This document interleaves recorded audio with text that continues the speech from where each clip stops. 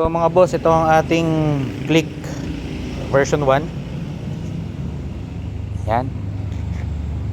All stock naman to, halos wala pa naman ginalaw. Naka seats lang tayo, high seats. At yan, naka gulong lang naman tayo.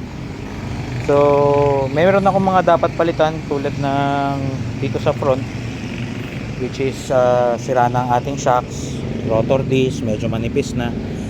So instead na bumili ako ng bagong stock na shocks saka rotor disc, plano ko rin sana magpalit ng concept, which is big bike concept.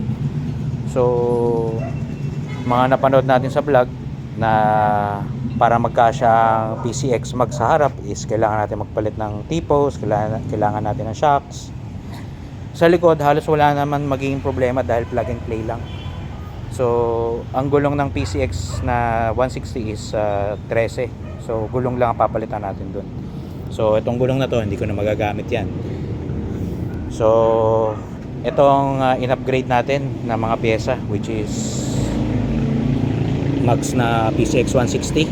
Instead na magpalit tayo ng rotor disc na pang Click 125 na stock, kumuha na ako ng PCX 160 na rotor disc. Naka PCX shocks na rin tayo at T-post.